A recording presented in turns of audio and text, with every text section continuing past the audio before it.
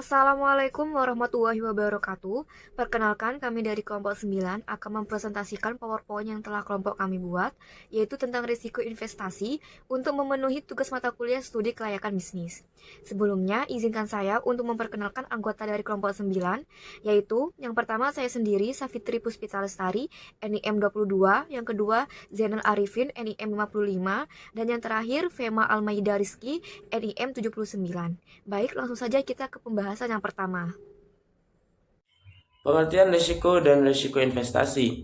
Menurut Kamus Besar Bahasa Indonesia atau KBBI, risiko adalah suatu akibat yang kurang menyenangkan, baik merugikan atau membahayakan dari suatu perbuatan atau tindakan. Dalam konteks investasi, risiko investasi adalah ketidakpastian yang menyebabkan tidak tercapainya tujuan keuangan atau investasi.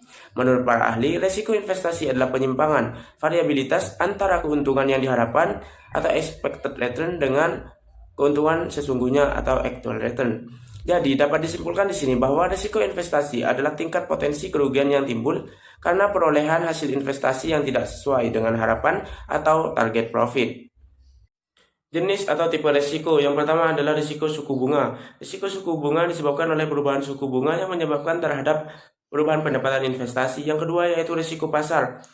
Adalah risiko fluktuasi atau naik turunnya nilai aset yang disebabkan oleh perubahan sentimen pasar keuangan, seperti saham dan obligasi. Yang ketiga yaitu risiko inflasi atau risiko daya beli adalah peluang bahwa arus kas dari investasi tidak akan bernilai sebanyak di masa depan karena perubahan daya beli yang tergerus inflasi. Yang keempat adalah risiko likuiditas. Risiko likuiditas adalah risiko yang muncul akibat kesulitan menyediakan uang tunai dalam jangka waktu tertentu. Yang kelima adalah risiko valuta asing atau nilai tukar mata uang adalah risiko yang disebabkan oleh perubahan nilai tukar mata uang pada suatu negara. Yang keenam adalah risiko negara adalah risiko yang berkaitan dengan kondisi perpolitikan negara yang berkaitan juga dengan perubahan ketentuan perundang-undangan yang berimbas pada perekonomian suatu negara. Yang ketujuh adalah risiko reinvestasi adalah risiko yang kemungkinan bahwa arus kas investasi akan menghasilkan imbal hasil yang lebih rendah setelah diinvestasikan kembali ke instrumen investasi yang baru. Baik, saya akan menjelaskan risiko kredit. Risiko kredit merupakan suatu risiko kerugian akibat kegagalan oleh pihak lawan atau counterparty untuk memenuhi kewajibannya. Risiko kredit dapat bersumber dari berbagai aktivitas fungsional bank seperti aktivitas perkreditan dan aktivitas treasury. Sebagai contoh, risiko kredit dapat terjadi ketika 1. Bank memberikan kredit pada nasabah. 2. Bank menempatkan dana pada bank lain sebagai penempatan antar bank. 3. Bank melakukan transaksi derivatif seperti kontrak berjangka forward atau swap dengan nasabah atau dengan bank lain. 4.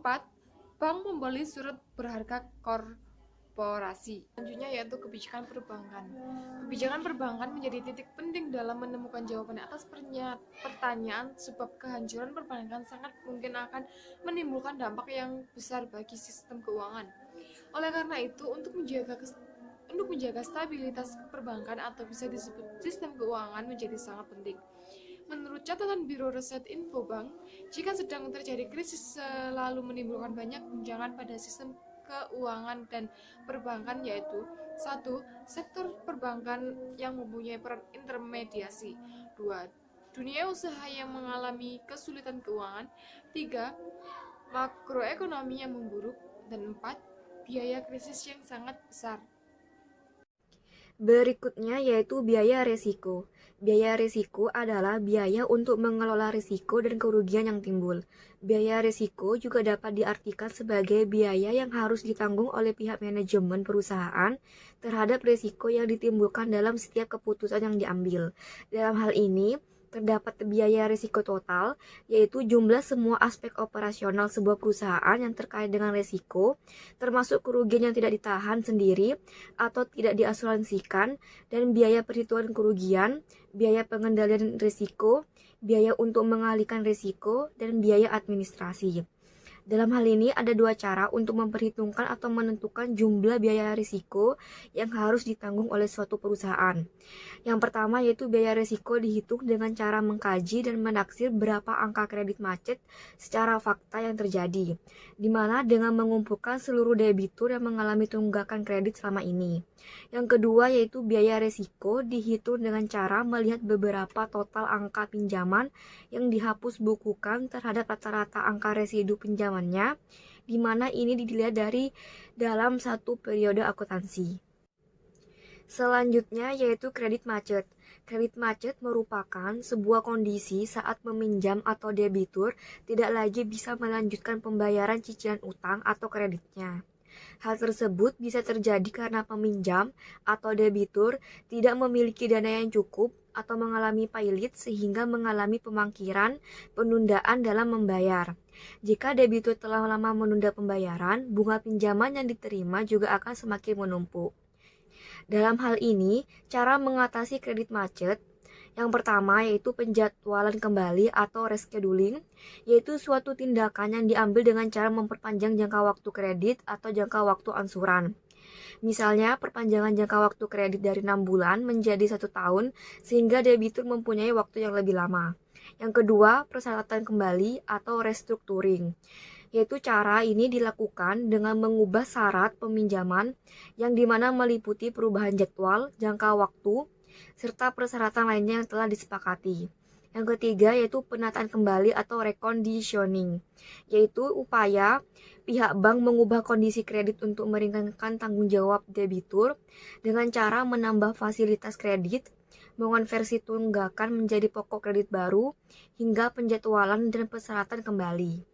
Dan yang terakhir yaitu penyitaan jaminan, di mana jalan terakhir apabila nasabah sudah benar tidak punya itikat baik ataupun sudah tidak mampu untuk membayar semua hutang-hutangnya. Alternatif dan pengelolaan risiko. Yang pertama yaitu penghindaran risiko atau risk avoidance. Alternatif penghindaran pada umumnya dapat dilakukan pada tahap perencanaan di mana kemungkinan risiko yang terjadi dapat diatasi dengan berbagai tindakan pencegahan. Yang kedua yaitu penanggungan atau penahanan risiko, risk retention. Pada penanggungan atau penahanan risiko, sebuah organisasi atau perusahaan menanggung sendiri risiko yang kemungkinan terjadi pada hal-hal yang mereka lakukan. Yang ketiga yaitu pengalihan risiko atau risk transfer. Memindahkan risiko ke pihak lain atau mentransfer risiko ke pihak lain di mana pihak lain tersebut biasanya mempunyai kemampuan yang lebih baik untuk mengendalikan risiko. Studi kasus pengaruh faktor ekonomi makro, risiko investasi, dan kinerja keuangan terhadap return saham perusahaan di Bursa Efek Indonesia atau BI. Risiko investasi mempunyai pengaruh negatif dan tidak signifikan terhadap return saham perusahaan di BI periode 2008 sampai 2011. Mengingat dalam ekonomi yang tidak bagus dengan terjadinya krisis di Amerika pada tahun 2008 memberikan risiko yang meningkat yang menyebabkan harga saham dan return saham menjadi turun. Selain itu, tingkat suku bunga mempunyai pengaruh positif dan tidak signifikan terhadap risiko investasi. Kondisi ini terjadi karena manajemen perusahaan-perusahaan yang diobservasi lebih memilih penggunaan untuk membiayai usahanya sehingga beban meningkat dan akibat risiko perusahaan meningkat. Rupiah mempunyai pengaruh positif dan signifikan terhadap risiko investasi. Perubahan kurs rupiah dapat menyebabkan perubahan harga barang, terutama barang-barang impor. Beban perusahaan-perusahaan meningkat yang menyebabkan investasi-investasi yang dilakukan mengandung risiko. Sekian presentasi dari kelompok kami. Mohon maaf apabila ada kesalahan kata. Terima kasih. Wassalamualaikum warahmatullahi wabarakatuh.